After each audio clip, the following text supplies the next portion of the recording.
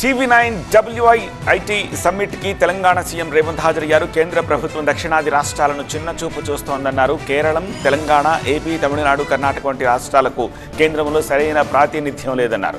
తెలంగాణ పోరాట పటిమ గురించి రేవంత్ రెడ్డి ఆసక్తికర వ్యాఖ్యలు చేశారు.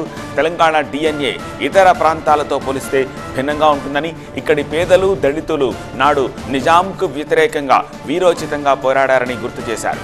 రాముడికి పేరు రావడానికి రావణుడు ఎలా కారణమో తెలంగాణలో కొంతమంది విలన్ల వల్లే ప్రజలు తనను హీరోను చేశారన్నారు. పరోక్షంగా కేసీఆర్ కుటుంబాన్ని ఉద్దేశించి వ్యాఖ్యానించారు. రాబోయే 8 ఏళ్ల పాటు తానే తెలంగాణలో ఉంటా అన్నారు. తాను కార్యకర్తల మిత్రుడినని, కార్యకర్తలు తనను అమితంగా ఇష్టపడతారని చెప్పుకొచ్చిన రేవంత్ తాను దేశ రాజకీయాల్లో ఎప్పుడు పనిచేయాలనేది కేవలం కాంగ్రెస్ అధిష్టానం మాత్రమే నిర్ణయిస్తుంది అన్నారు. గాంధీ కుటుంబానికి తెలంగాణకు ఉన్న విడదీయలేని బంధం ఉందన్నారు.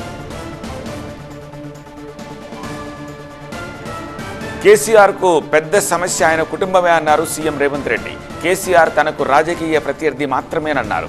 అసలు కేసీఆర్ సమస్య తెలంగాణ కాదని, కుటుంబమే ఆయనకు పెద్ద సమస్య అన్నారు సీఎం రేవంత్. రేవంత్ గారు, తెలంగాణ పాలిటిక్స్ గురించి మాట్లాడడం. మీరు సీఎంగా ఉన్నంత కాలంలో తెలంగాణలో మీ ప్రత్యర్థిగా కేసీఆర్ని చూస్తూ వచ్చారు.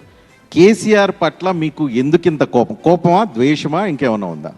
నాకు చంద్రశేఖరరావు గారు రాజకీయ ప్రత్యర్థి మాత్రమే. వ్యక్తిగతమైన వైరము లేదు. వ్యక్తిగతంగా ఆయన ఇష్టాయిష్టాలతో నాకు పని లేదు.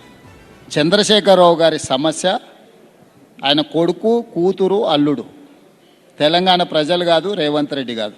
ఇన్ని సమస్యలు ఆ కుటుంబంలో ఉన్నప్పుడు కేసీఆర్ గారిని బయటకు రాకుండా ఫామ్ హౌస్లో వాళ్ళే నిర్బంధించినప్పుడు నాకు కేసీఆర్ గారికి ఏం సమస్య ఉంది? నేను చాలాసార్లు చెప్పిన, ఎన్నికలు అయిపోయినాయి, ఎన్నికల్లో ప్రజలు కాంగ్రెస్ పార్టీని గెలిపించారు. ఆ సమస్య అంతటితో తీరిపోయింది. ఇప్పుడు ప్రతిపక్ష పాత్ర వారు పోషించాలి. వారిని పోషించకుండా వీరు అడ్డుకుంటారు. చంద్రశేఖరరావు గారు సభకు రాకపోవడం వల్ల ఎవరికి అవకాశం వచ్చింది? గవర్నర్ స్పీచ్లో కేటీఆర్కి అవకాశం వచ్చింది, బడ్జెట్లో హరీష్కి అవకాశం వచ్చింది. సో వాళ్ళ మధ్యలోనే పోటీ జరుగుతుంది. రజనీకాంత్ గారు, మీరు ఎప్పుడు కేసీఆర్కి తెలంగాణ ప్రజలతోని, ప్రతిపక్షాలతోని, లేకపోతే పాలకపక్షంతో సమస్య లేదు. వారి సమస్య కుటుంబ సమస్య, వారి సమస్య వాళ్ళ కొడుకు సమస్య.